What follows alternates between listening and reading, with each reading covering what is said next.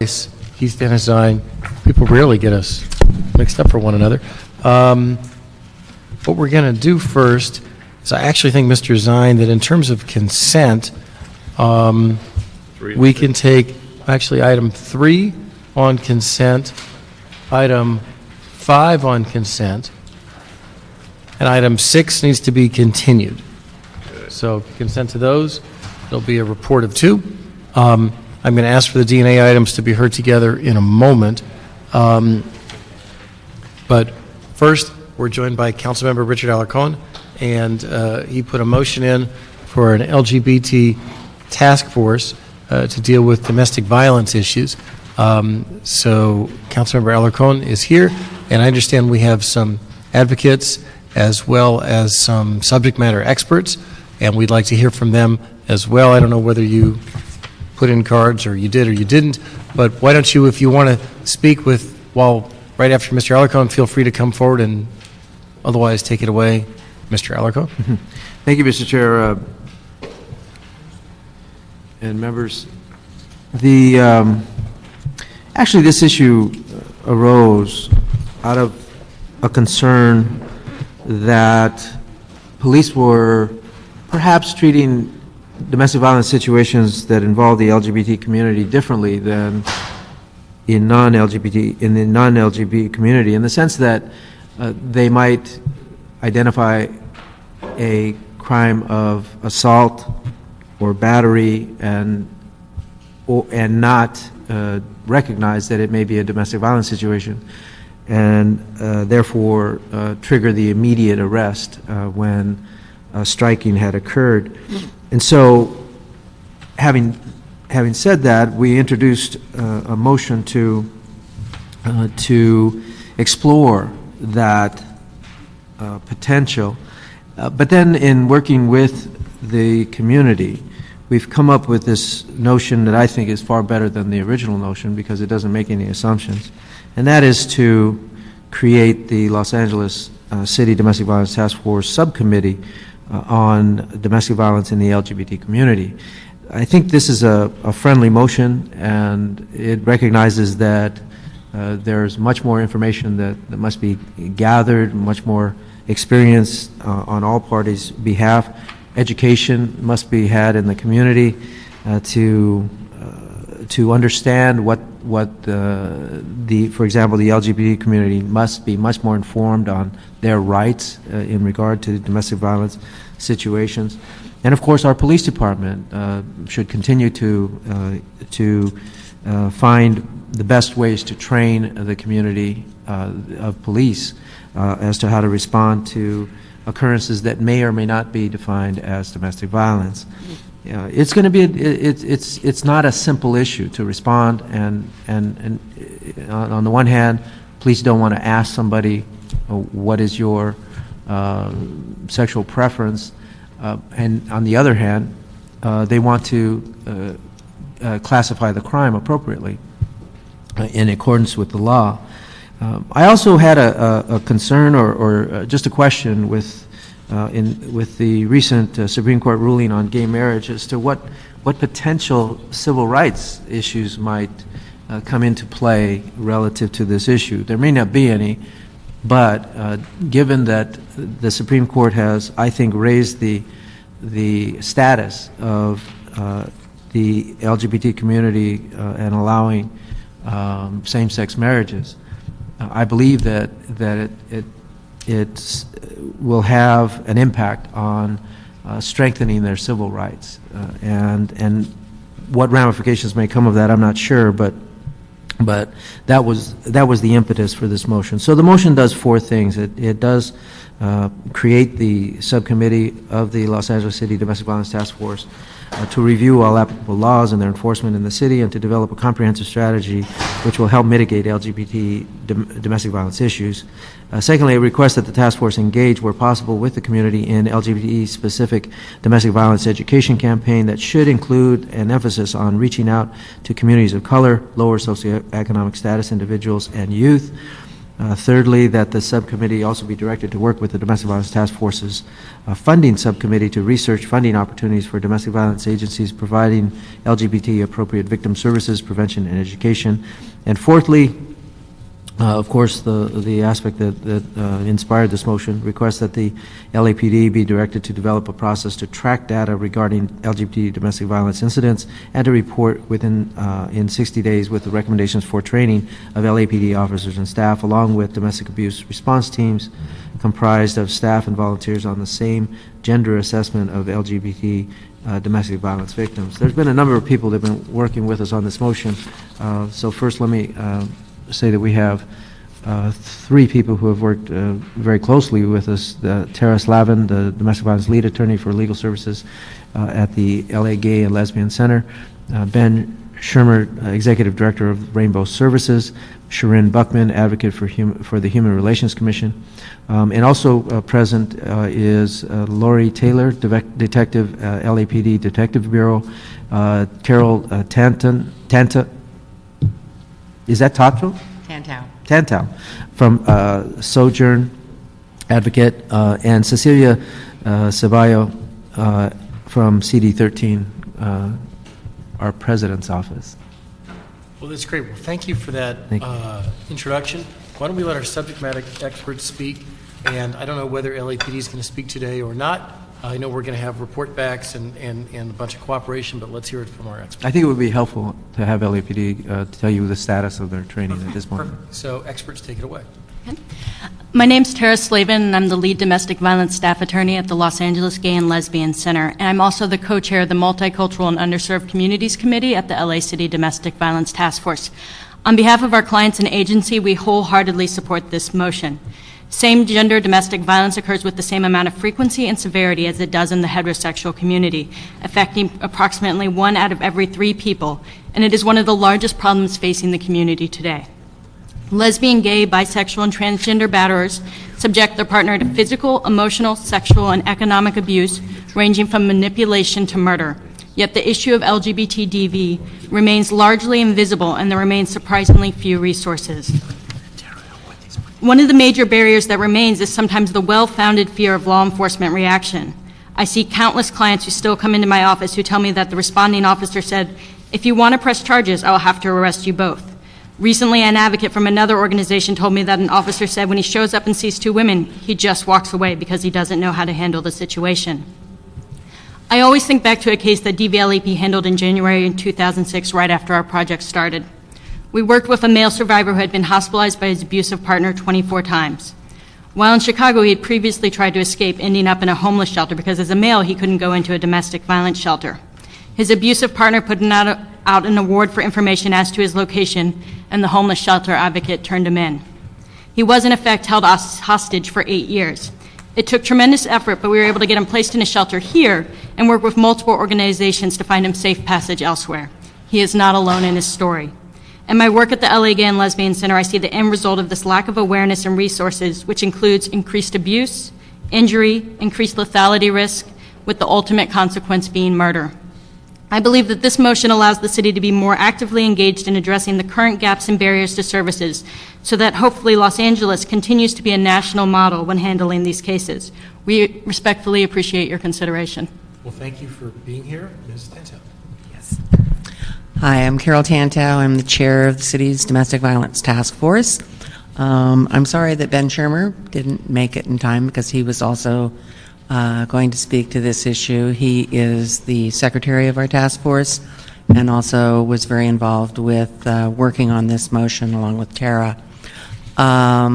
This is an issue that has been very much discussed at our city's task force. In fact, last year, if any of you attended our October Domestic Violence Awareness Month event, Tara's committee did present on the theme of providing services to the multicultural and underserved communities in Los Angeles. And in fact, there was an advocate who spoke to this case that she just mentioned.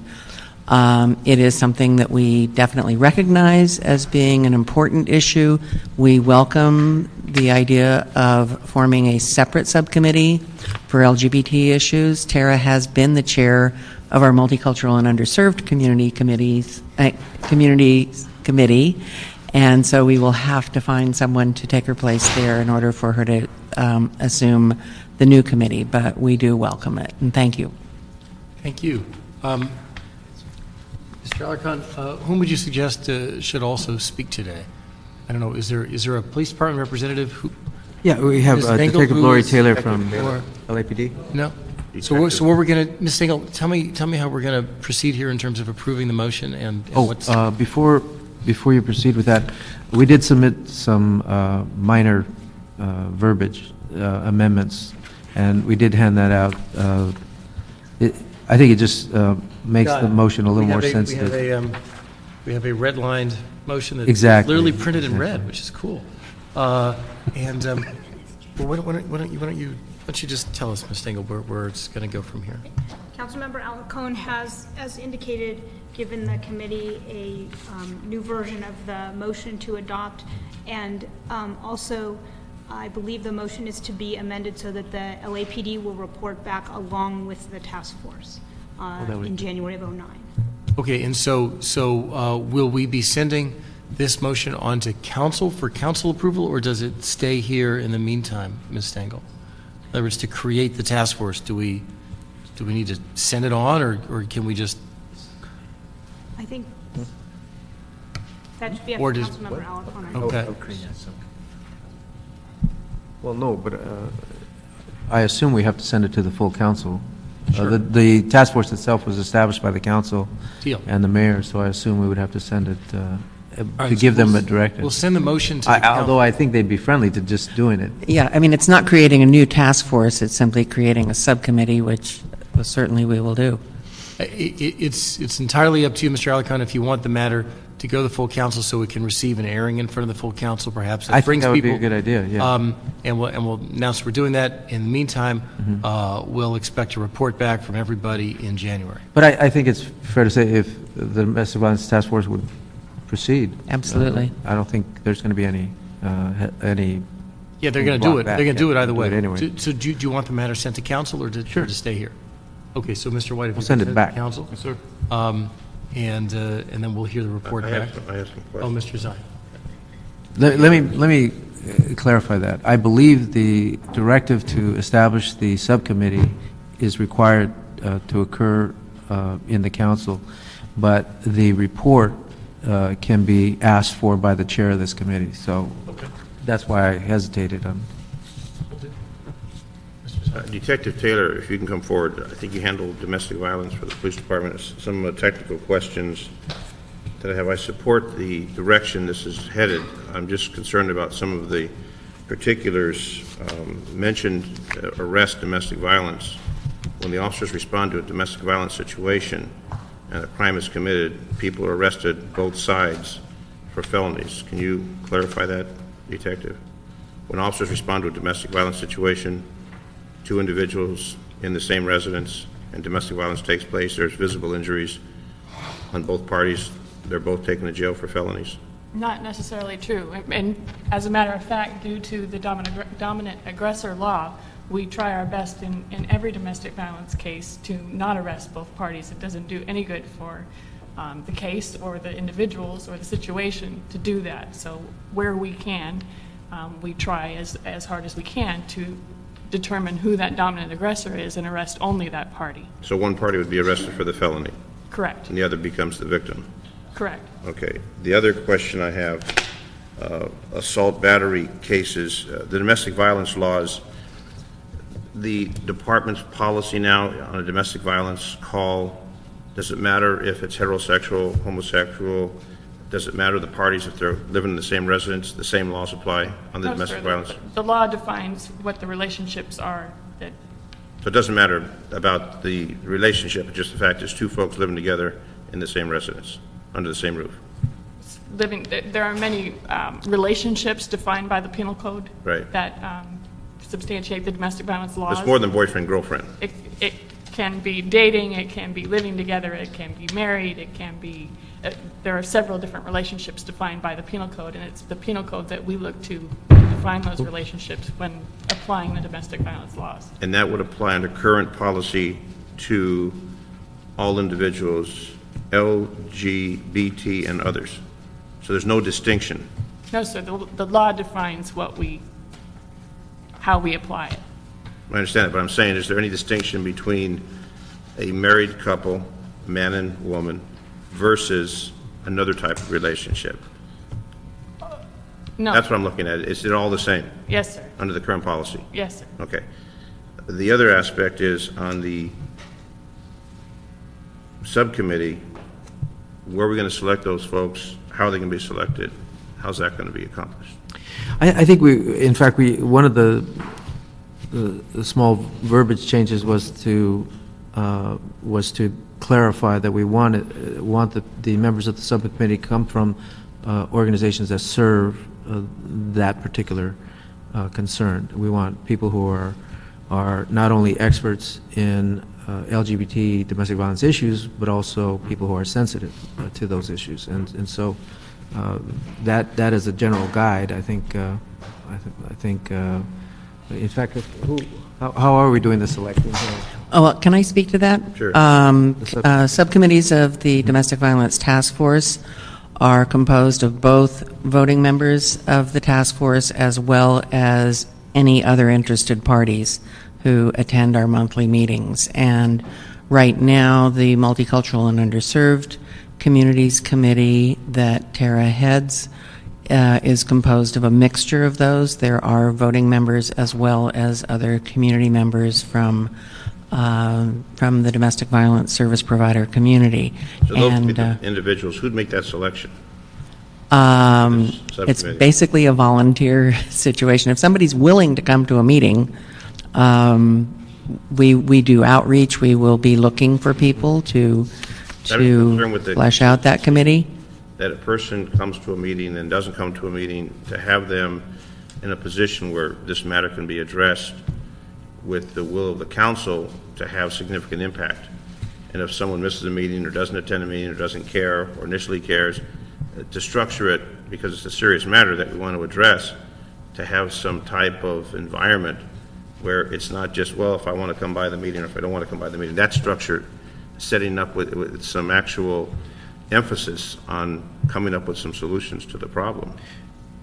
Tara, do you want to speak to that? Well, if I could weigh in a little bit, having been involved in the formation of the original Domestic Violence Task Force, I can say that the issues of domestic violence historically have been evolving, and the reason that you would allow any interested party to participate is because you don't know what they may contribute, that may add to the collection of wisdom that is intended for the subcommittee. We did give some direction. We said where possible the subcommittee should include domestic violence service providers, city attorney, LAPD, county law enforcement, criminal justice personnel, key community members, LGBT community members, and survivors of domestic abuse.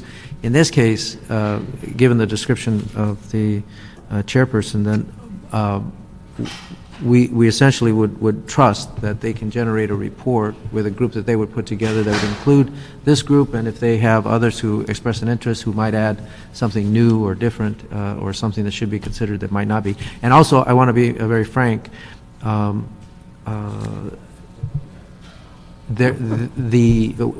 initiated, the domestic violence service providers were very few, and one of the original problems was that they would sort of block any other agencies out from getting funding opportunities. And so over time, the service providers have grown, and we would hate to see the same thing happen here, where just a few service providers are weighing in with a particular direction in terms of policy development that might skew the potential funding opportunities. But that's just one example of why I think it's fine to allow the task force to invite interested parties as long as they have these other participants as well. And then the other aspect is state law. If there's any modification of state law, Does the task force work with any state legislators on state law I modifications? have not contemplated any changes in the law because I believe the laws, without further exploration, are sufficient. It's really the implementation of the law and I think education, awareness. If quite often police officers are informed about what the crime is by the victim, as you know. But they know what the law is. In this particular case, there are many, many people in the LGBT community who don't know that domestic violence applies to their situation, and so they won't ask the officer for help. And I think that is a critical piece. And I think that if there is legislation in the future, it'll probably have more to do with education than with new law enforcement rules. The education hopefully would benefit many of the potential victims, because I know when it comes to the response by the police, oftentimes someone's going to go to jail, and that obviously disrupts the entire situation, creates a lot of other issues financially and otherwise. So I think it's a great idea. It's probably been overlooked for a long, long time. I just wanted to make sure that what's structured is going to work and not just something that may collect a little dust and then move on. So with that endeavor, the other question I had is the stats. Does the department maintain any statistics in domestic violence, the numbers, the LGBT versus any other category, or is it just raw stats that they have? We do have domestic violence stats. We do not have domestic violence stats specific to orientation like that, no. Okay. So that would probably have to be included also, to have those stats. Yeah, quite often the problem is that you don't know. You might even observe that it's a domestic violence situation, but that doesn't necessarily mean that it's LGBT involved. And so, but I think there's a growing body of research that indicates that the occurrence of domestic violence in the LGBT community is equivalent to all other populations. So if the arrest records are not equivalent, then it may be indicative that we are not where we want to be yet.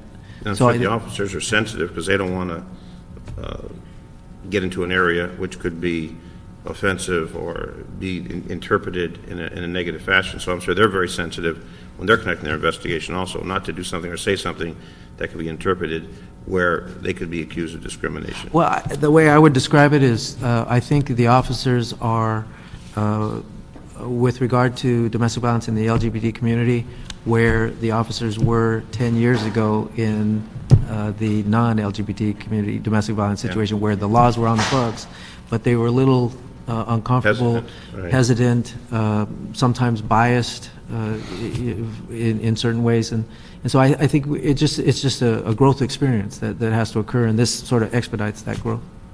Does any other department have anything similar to what we're looking at? Do you know? Or is it? Not in the city of LA, is my understanding. There is at the county level. Okay, what about San Francisco? I don't believe so. Okay. So we may be a pioneer in this arena. I'd also like to speak to the fact that both the City Attorney's Office and LAPD are active participants in the task force, and by virtue of that, would be participating in this committee as well. Okay. Thank you. All right, well, we appreciate Mr. Alarcon's putting this forward. It's a great thing, and we'll look forward to hearing from the task force and the PD in a couple of months. Mr. Alarcon. Does Cecilia want to say something? From Eric Garcetti? We have a letter from Cecilia submitted a letter, and Shireen Buckman is here, just present for the commission, and we'll look forward to hearing back from all of you. Okay. Thank you, Mr. Alarcon. Thank you. So, Mr. White, let's call the DNA items, and let's begin with the verbal report, and then hear the grant issues. Item 1, Police Department to present verbal report relative to the status of DNA testing, backlog, and cold hits. Good morning. I'm Doreen Hudson, Assistant Crime Lab Director, to report on the DNA update information. The number of sexual assault kits in the freezers with no requests for analysis is 7,112. The number of requested sexual assault kits in the backlog is 230. The total sexual assault kits not completed is 7,342. The number of backlogged non-sexual assault kit requests is 305. The total of all backlog is 7,647. The total number of sexual assault kits booked into property division to date in 2008 is 457, plus up to 12 kits since the last report. Also, in response to some questions that were raised regarding preparation for Prop 69, it's correct that as of January 1st, 2009, all people arrested for a felony will be swabbed. The question was raised as to what would be the process for doing this. It will be the same as it is now for all convicted felons. When the person is arrested for a felony, during the booking process, they are checked to see if they qualify for collection and whether or not a sample has already been collected. If a sample has already been collected, nothing happens. If one needs to be collected, a buccal sample is collected by jail division personnel during the booking process. So the responsibility for the collection of the samples falls on jail division. The department will not be doing the screening and profiling of these samples. All convicted offender samples, and beginning 2009, all felony arrestee samples are analyzed by the State Department of Justice Laboratory in Richmond, California. As far as any impact it will have on the department and the department's resources regarding DNA evidence storage and testing, Prop 69 will have no impact on the storage or testing of the arrestee samples. The only impact to the department will be an increase in the number of cold hits due to an increase in the size of the database. So that's going to mean more work for the laboratory in the form of confirmation samples to ensure that the hit is to the right person. It also means more work for the detectives because more hits will increase the number of cases they must actively investigate. What will be the resource or workload impacts of having to have the jail division swab every felony arrestee? It will increase their workload. By what number in comparison to what they've been doing, I don't think we have any information on that. What percentage of arrestees get swabbed today? I don't think we've asked jail. It's convicted. I think they check the database to see if they're a convicted felon. If they are a convicted felon, then they take a buccal swab. So it would seem to be quite a substantial increase, Mr. T-Fang, wouldn't it?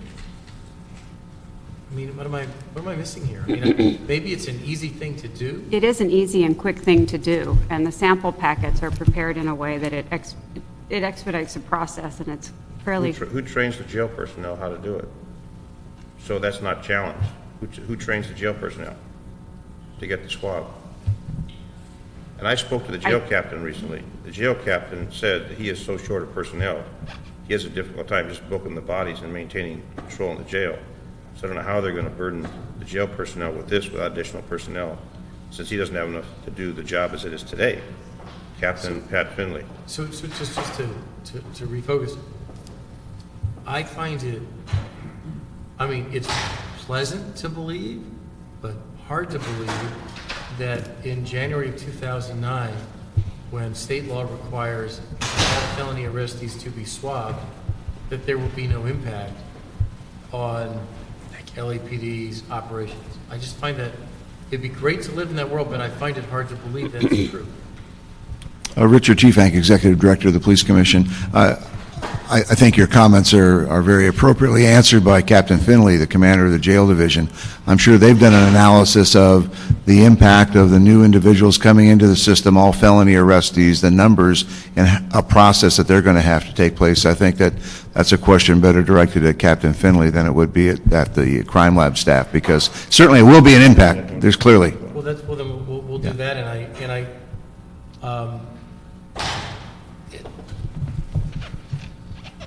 Does the captain work on his own, or does he work in connection with the crime lab staff and trying to figure out how to do these sort of things in terms of training or resources or? I'm sure the crime lab would be willing to make training available. I'm not aware of any collaboration that is in process at the present time between ourselves and Jail Division. Well, Can certainly follow up. Perhaps we'll ask you to come and sit in the audience when the captain speaks at a future hearing, because when you say you're sure that they've figured this out, and they've analyzed it, and they've made plans, I don't know. Well, I've seen plenty of instances where things haven't been planned for, so maybe you're right, but I would think it has, because, again, this is a statewide impact. This is just not LAPD being impacted. So I'm sure that the Department of Justice has developed a protocol and a training protocol to roll this out to the 58 county sheriffs and the over 350 municipal police agencies but in the it's state. going to have a bigger Absolutely. impact on City of LA's police department than on any other agency in the state of California, just because the impact is all numerically driven. And if you're the Fresno County Sheriff, you'll probably be able to deal with it. You know, and if you're the LAPD jail captain, we're talking hundreds of thousands of swabs a year, felony Could very well arrests. be. Mhm. We have six figures in terms of felony arrests, right? Wrong? That's Well, true.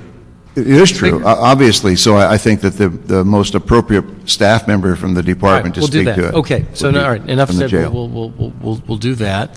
We appreciate Let me Crime ask Lab coming in. Has the commission reviewed this at all, the police commission? Which item, sir? This issue with the DNA in January 1st and the testing? It's not come through the commission, no. it has not. Commissioner Scobin has been very active and very thoughtful about this issue.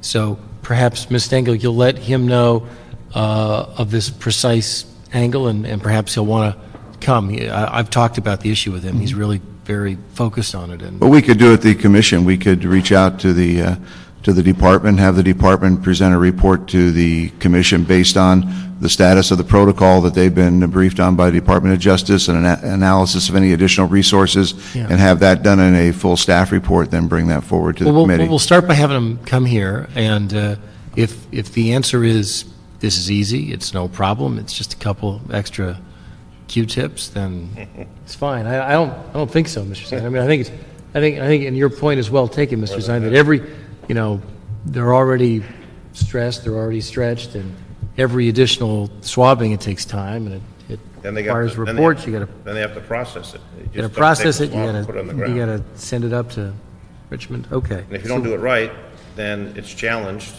when there's a match made. Well- It's not done correctly, Well, that's the whole procedure. I mean, it just. That's just don't well, just swap. that's a possibility, but that's probably not That's the first thing I'd be, no, but it's not the first thing I'd be concerned about, because these swabs go into the state database, and they're used for profiling purposes.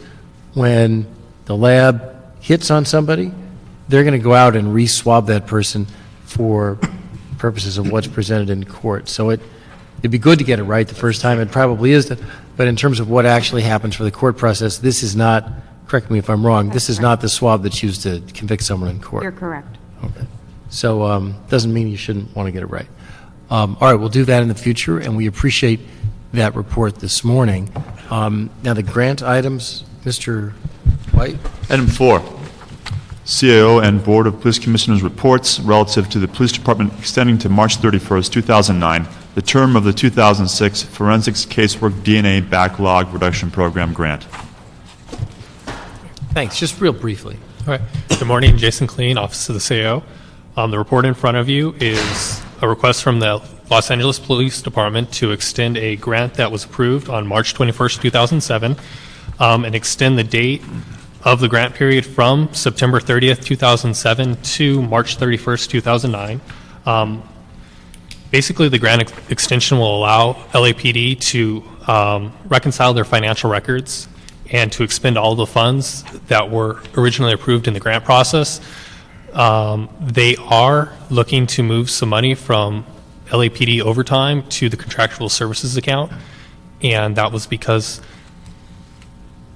with the number of criminalists that they currently have versus the number of backlog cases, it's more efficient to actually contract some of this work out to get them taken care of and expend the grant monies within the time frame. Okay, well, that's fine with me. Any questions on it?